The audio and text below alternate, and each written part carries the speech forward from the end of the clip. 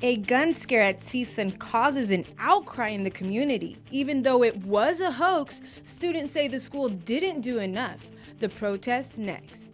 Northridge drivers beware. A study says one of the most dangerous intersections in California is close to campus. We'll tell you which one you should be extra careful crossing. And he's a student trying to make a difference. We'll introduce you to a 19-year-old CSUN student running for the California State Assembly. Hello and welcome to Valley View News. I'm Rochelle Salas. And I'm Shannon Osborne. A Snapchat video of a gun had the CSUN community on alert. The video spread like wildfire on social media. CSUN officials say the video was a hoax, but several students believe the school's response was lacking. Valley View News reporter Tomas Rodriguez has the story. A gun is not a joke. My life is not a hoax. More than a dozen CSUN students chanting marched around campus in protest of the way the campus police handled an alleged gun threat. The demonstration was part of a class assignment that focused on social change. The aim for the project is to get them to start taking ideas that they have about what's wrong with the world and the change they'd like to see and learning how to embody it. 2 weeks ago, a video was posted on Snapchat showing a gun on a dashboard of a vehicle near the library.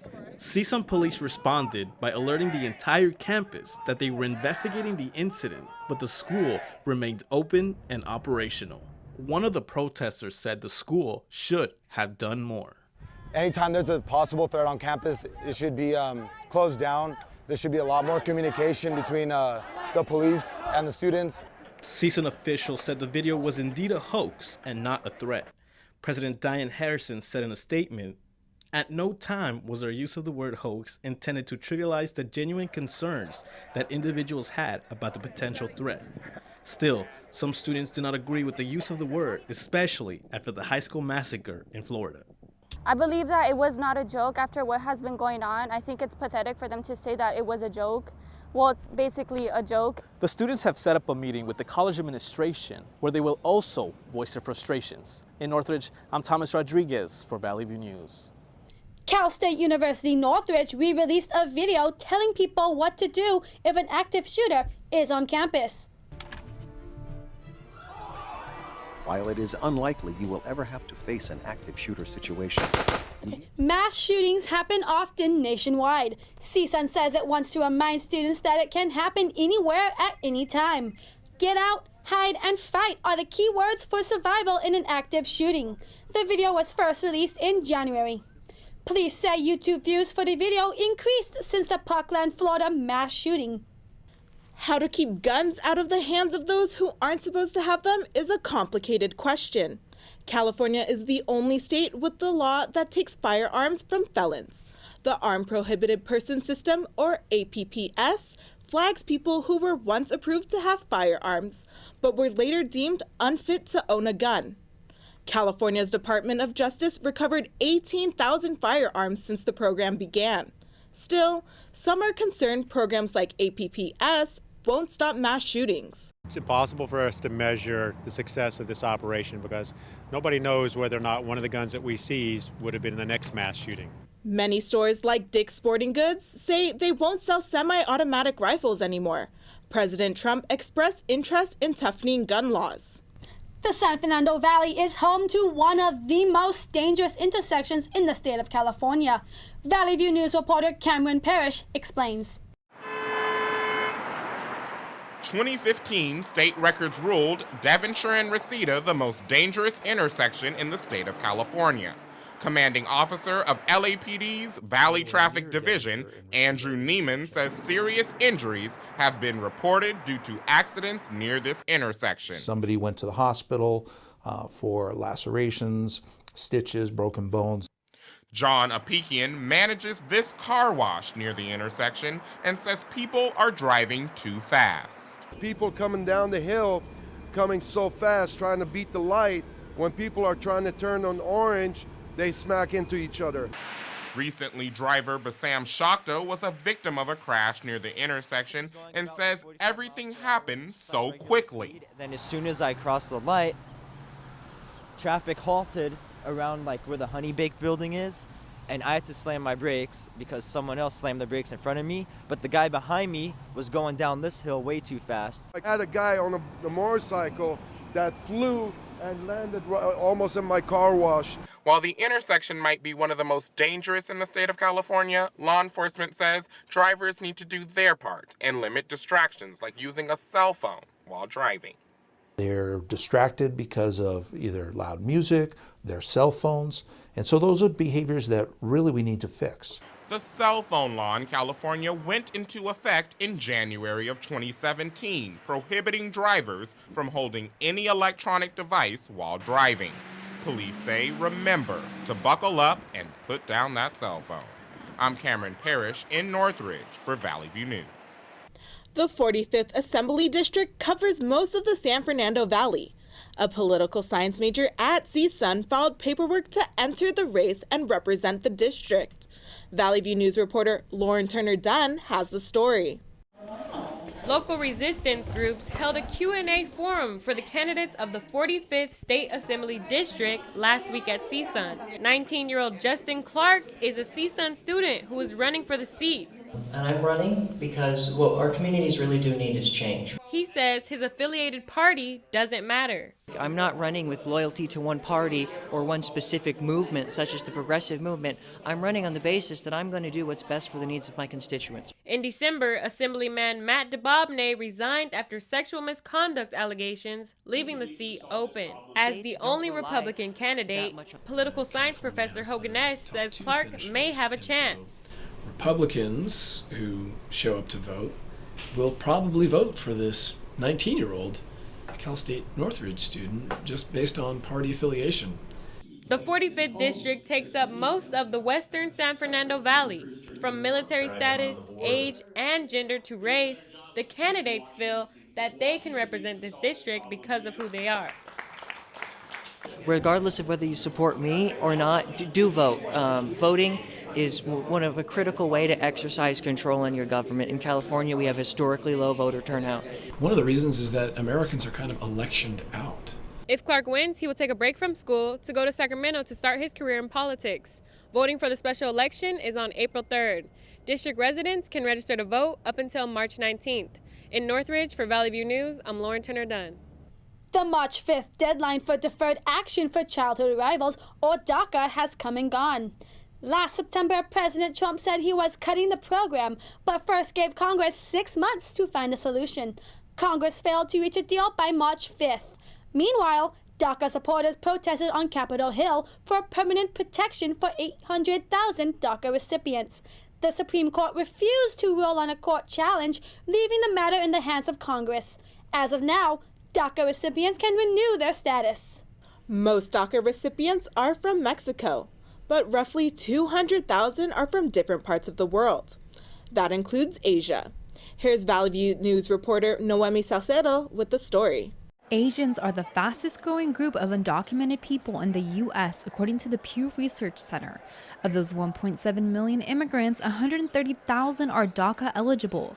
Christine Park is one of the very few DACA recipients in the Asian community. I came to the United States when I was 10 years old, and I'm 25 now, so I've been here for like 15 years, practically more than half of my life.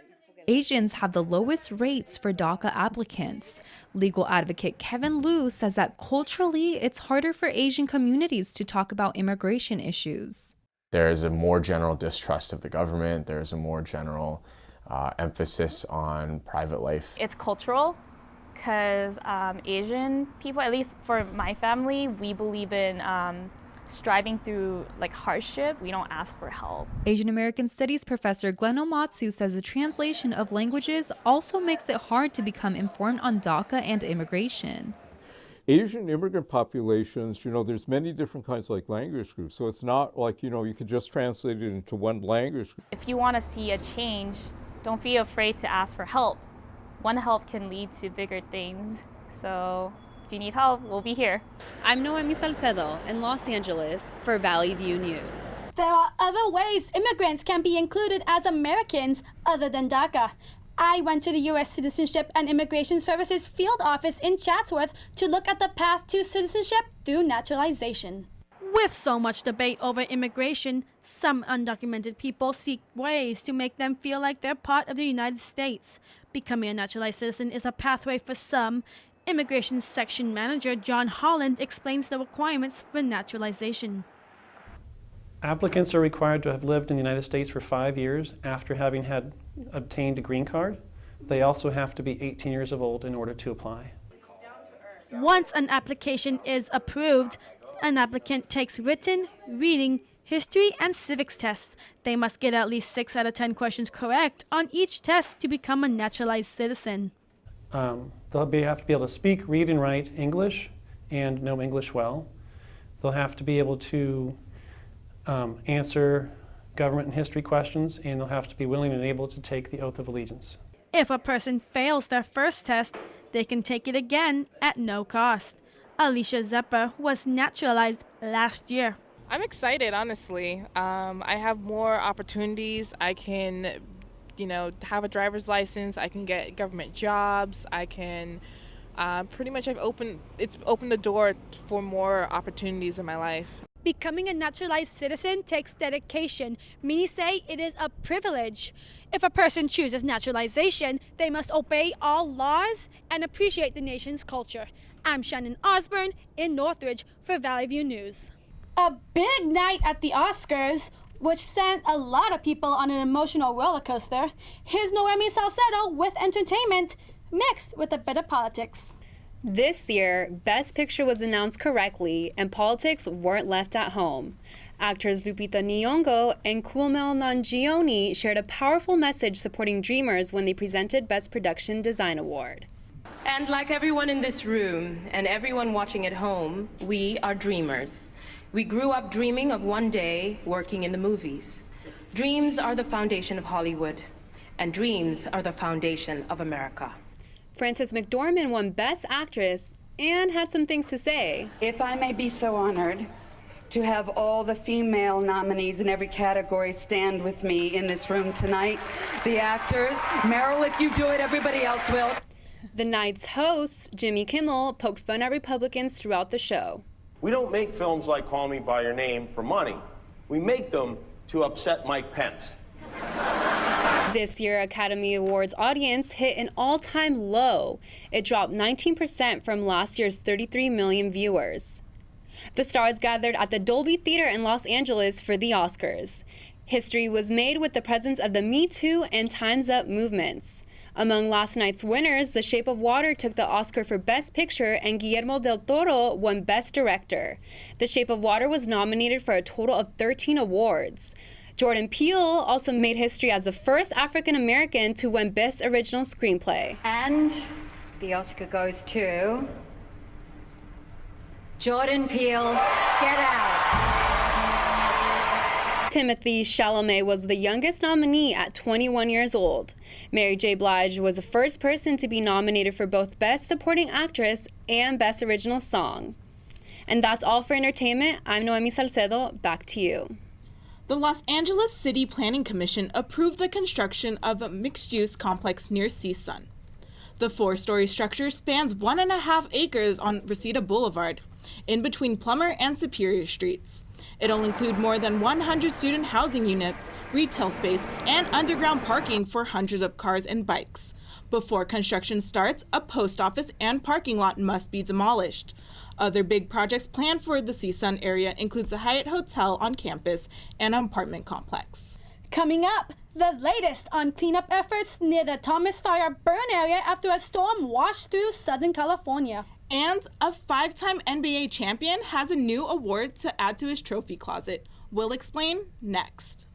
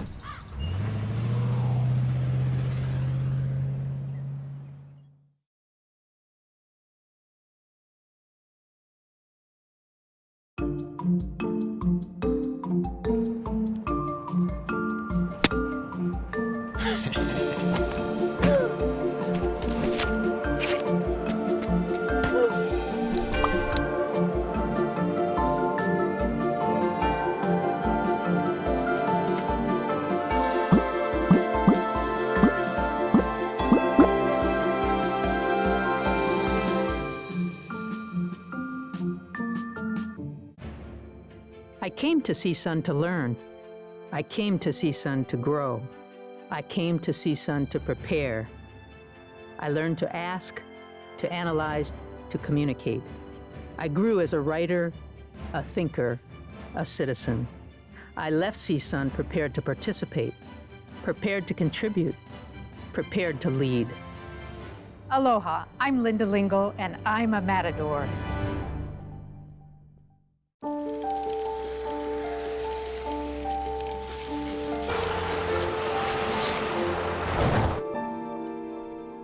Did you know dragging chains can spark a wildfire? Only you can prevent wildfires. President Trump announced new tariffs on imported aluminum and steel. The steel tariff will be 25%, while aluminum tariff will be 10%. He says it'll help level the playing field for struggling U.S. industries. We're going to build our steel industry back, and we're going to build our aluminum industry back. The fear of tariff retaliations from other countries could cause trade wars. Several members from the president's party say it'll put the economy and national security at risk. The new policy means higher prices for anything made with imported metals. The White House says the new tariff will be formally announced next week. Finally, a German government coalition is put together, and North and South Korea play nice. Our international reporter Marissa Martinez has the scoop. German Chancellor Angela Merkel's government is set to start her fourth term after the Social Democratic Party voted to form a grand coalition. The vote ends 5 months of political deadlock since September's election. The SPD had internal bickering before coming to an agreement. Party leadership feared young voters would veto a deal. Now the chancellor is facing many more challenges, including strong opposition from the Nationalist Alternative for Germany. Chinese President Xi Jinping wants to be president for life. For more than 2 decades, Chinese presidents were limited to 2 5-year terms. But Xi Jinping wants to stick around longer. His proposal to the People's Congress could extend his rule over the world's second biggest economy for quite some time. The change will make him China's most powerful leader in decades. North Korea's leader Kim Jong-un hosted a dinner for South Korean delegates. Their meeting discussed ways to improve relationships and how to ease military tensions. South Korea's delegation says it sought to get North Korea to end its nuclear weapons program. The relationship between the Koreas warmed up after last month's Olympics. That's all for international news. I'm Marissa Martinez. Back to you in the studio. Another big storm had workers in Montecito cleaning up the area burned by the Thomas Fire. They unclogged drains and picked up mud and debris around. Evacuations were lifted, which eased worries of some residents. People were afraid that the areas cleared might be closed again. They have been cleaning up the Montecito area for the past few weeks because of the last storm. Some restaurants and other businesses have reopened. Rescuers jumped into action after an avalanche hit a Northern California resort. Some skiers and snowboarders were buried under heavy snow that came crashing down Squaw Valley slopes. Joseph Bro was one of the rescuers. He was there the moment the avalanche hit. I heard this sound, sounded like a train coming through the woods. And I turned around and all of a sudden it just blew up. The snow it went probably 100 feet in the air all over the place. You couldn't even see anything. 5 victims were pulled from the snow. Sheriff's officials say a 42-year-old was killed. Last weekend, an avalanche also hit Mammoth Mountain. 8 people were partially buried. The resort saw 5 feet of snow over a 2-day period. So Kobe won an Oscar? Let's go to Andrena with the latest in sports. Thank you, Rochelle. And the Academy Award goes to Kobe Bryant. This year's Oscars were filled with activists, actors, and sports stars. Kobe Bryant added a new trophy to his collection, this time an Oscar. He took home an Oscar for the Best Animated Short for his film Dear Basketball, alongside director Glenn Keane. Kobe is the first African American to ever win in this category. As basketball players, we're really supposed to shut up and dribble, but I'm glad we do a little bit more than that. Kobe mocked the shut up and dribble controversy and proved he is more than just an athlete. A viral outbreak has Dodgers running and not for bases. More than 24 players were sent home this week after a suspected norovirus outbreak in the clubhouse. The stomach virus has players losing an average of 8 pounds. Some say it's the worst pain they've ever felt. With opening day approaching, the Dodgers have 2 weeks to pull together and recuperate. It's just another day of defying the odds for one-handed linebacker Shaquem Griffin. The UCF linebacker dominated the competition at the NFL Combine during the weekend. Shaquem ran the fastest 40-yard dash ever recorded for a linebacker at 4.38 seconds.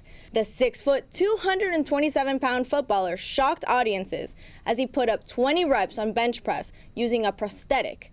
Shaquem was among those surprised by his accomplishments. He said he wanted to at least put up 6 reps. Safe to say, he surpassed that. Also competing at the scouting combine was Shaquem's twin brother, Shaquille. The brothers said they mainly just wanted to beat each other. Messi netted his 600th career goal. Sunday, Barcelona pulled out a win over Atletico Madrid. Barcelona was awarded a free kick in minute 26. The game ended 1-0. The victory further solidified Barca's place at first all over in the league. Atletico, who's in second place, now trails by 8 points. That's all for sports today. I'm Andrea Serrano. Back to you. After the break, we'll show you a new app that makes local communities safer. And cheers! You may want to drink a glass of wine or beer at dinner tonight. A new study that says alcohol could be the key to a long life. I found them at work, on a desk, laying out in the open. Copied them, shared them on a website. Now I'm facing up to 3 years in jail. It's scary. Who knows where it's going? I mean, who's gonna hire me? Don't do it. It's not worth it.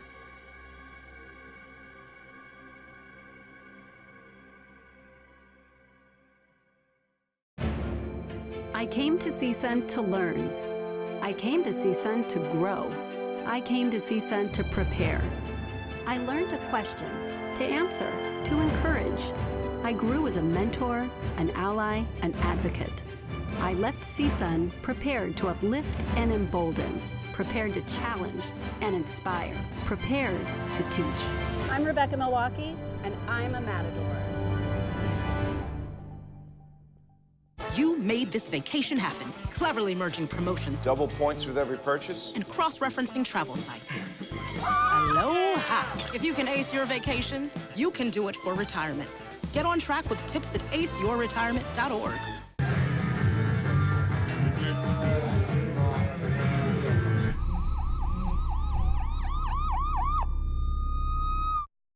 It's time to finally recycle those old electronics. CSUN's Sustainability Center is teaming up with Recycle Mania to host an e-waste drive. The 8-week effort started February 1st at colleges across the United States. The schools will report the amount of recycled trash they collected each week. Alyssa Perez says CSUN students will learn the importance of recycling. It's important for students too because not only is it helpful to them, but it can be economically efficient for them as well. The campus wants the community to bring old, unwanted, or broken electronics to the center. The center will be open for recycling electronics between 9 a.m. to 12 p.m. until March 28th. Twitter says it's doing something about those pesky spam accounts. Lauren Turner Dunn explains her social media, tech, and health report. Thank you. Neighborhood Watch is taking a new approach. Instead of the traditional in-person meetings, some people are using social media to voice their concerns about their neighborhoods. A few Tarzana residents share how they're trying to stop an increase in crime. Here's Valley View News reporter Corinne Hafuda with the story. Tarzana residents are suffering from a wave of burglaries. Police call Tarzana a hotspot with increasing crime.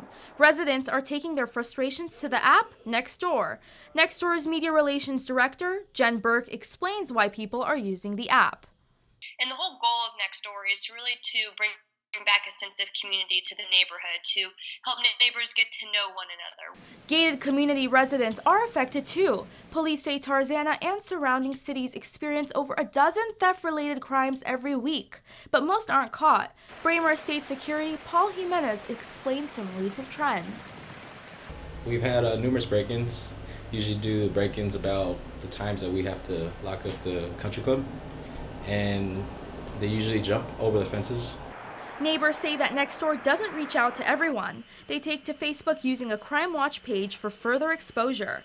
Residents feel like their post on the app with security footage doesn't help. Tarzana resident Marcy Zacharia explains her experience. My house was broken into last week. I was able to get the picture in my security system, and I sent it on to Nextdoor, and no one was able to identify him. With crime on the rise in Tarzana and other neighboring communities, neighbors and friends are all determined to stop the crime together. In Tarzana, I'm Corinna Fuda for Valley View News. Amazon says it won't sell Google's Nest smart home products anymore. Nest then said it won't sell any of its devices on Amazon once current stock runs out. This is the latest battle between the tech giants. In December, Google removed its YouTube service from Amazon's Fire TV and Echo devices. Nest was recently reacquired by Google's hardware division. Cheers to turning 90. A UC Irvine study found that seniors drinking 2 alcoholic beverages a day may increase their lifespans. The study is called 90 Plus. It began in 2003.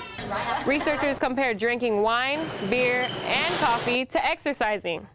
Some people reduce their death risk by 20% when having a hobby and drinking 2 glasses of beer or wine.